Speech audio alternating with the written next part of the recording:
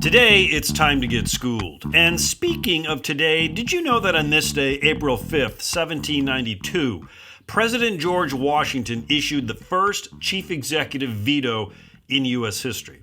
As might be expected, the veto involved a dispute between Hamilton and Jefferson allies.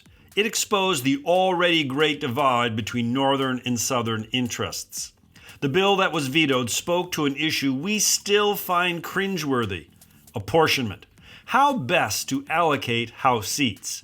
This first apportionment bill had used Hamilton's means of calculation. It had already been used to create our first Congress. Jefferson and his cronies, however, realized that it would, in the long run, favor northern states. Jefferson came up with another means of calculation and advised President Washington accordingly. Washington agreed. In Washington's veto message, he stated, "I have maturely considered the act." I guess that day, Jefferson was in the room where it happens. What seems to be the powerful lesson of this little tale is that our supposed fear of monarchy may be just another myth that won't pass. The prerogative powers of the president, like a veto, make him or her a king by another name. And to be frank, that is what our founding fathers really wanted. Eric Nelson's book, The Royalist Revolution, among others, makes this clear. Our rebel patriots wanted more monarchy, not less. Our revolution was against a troublesome parliament, not against the king. Our cause was rooted in a weakened monarchy versus a legislature that was overstepping its authority.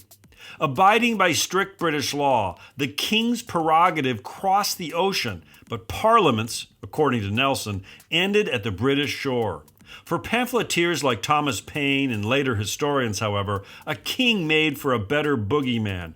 Hamilton in Federalist 70 wrote, "Energy in the executive is a leading character in the definition of good government." How ironic. The successor to King George III in the colonies was none other than our own George, a name that wasn't all that they shared. Psst, it's Prologue with Mr. Review. It's a podcast that is actively digging tons of earth to find an ounce of gold, striving for a more perfect union.